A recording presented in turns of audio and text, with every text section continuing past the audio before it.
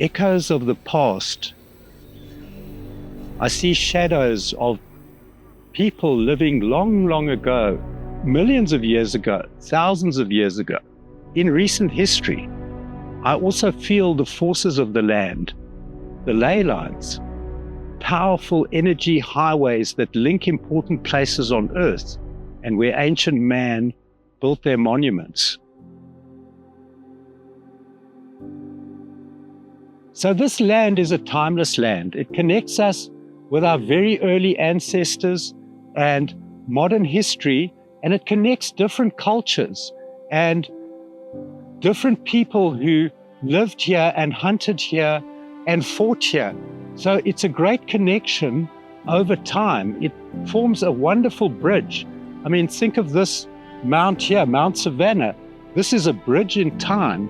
It's an ancient environment, and it's also a modern environment, because just to the one side of me is Deep Space Station 51, which took a great part in the early NASA Apollo space missions. And we are taking a part in the future as part of the Square Kilometre Array. This place is called the Cradle of Humankind because we have over 30 significant fossil sites which have yielded the most amazing fossils. The land here is very close to my heart. I call it my second home. So I go right back 3 billion years to the earliest single-celled form of life, the cyanobacteria, and I take you through the huge mountain-building events that happened, and then the earliest humans that were here, starting with Mrs. Ples, who lived here 3 million years ago, Australopithecus africanus, and I've got to know the various successors, Homo habilis, the very first stone tool maker, 2.4 million years ago. And then we go through the various incarnations or developments in our wonderful human evolution. Homo ergaster, who started off making flake tools. We call them Acheulean hand axes. And we go right through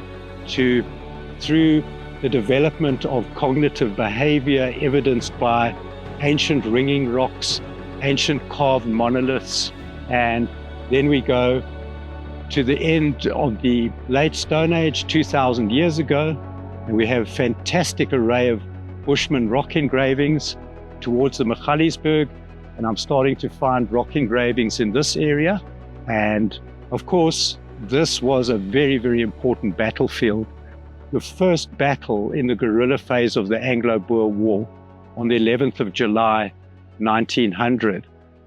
The stories that the caves and the tortured rocks tell us about the ancient geological past, the sound of the wind going through the grass here, through the trees, beautiful sounds, the birds.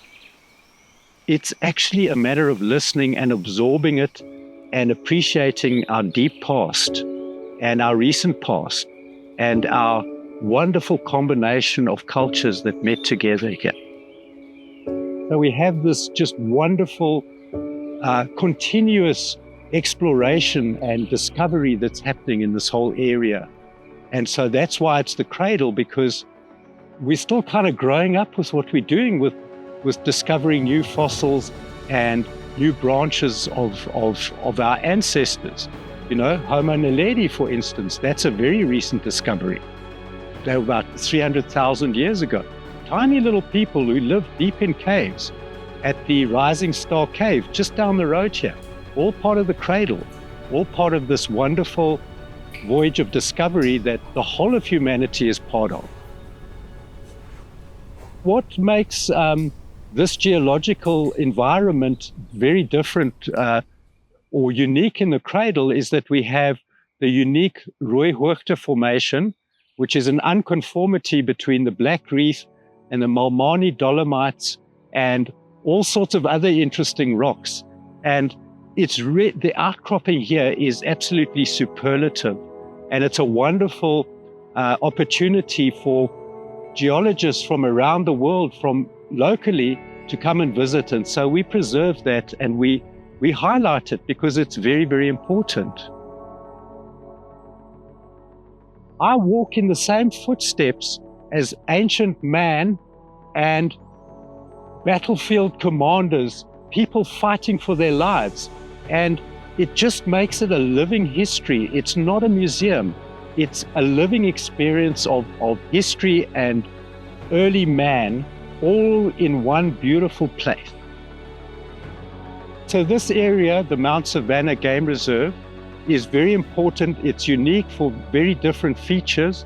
The geology, which goes way back, the archaeology, the paleontology, the battlefields, including the early settlements of the Iron Age people who came from the north. And of course, we still find various Bushman relics. So it's a representation of the whole country in this one melting pot of wonderment and magic. Mount Savannah is a place we need to invest in, we need to protect, we need to support. Important for its preservation and for the enjoyment of future generations.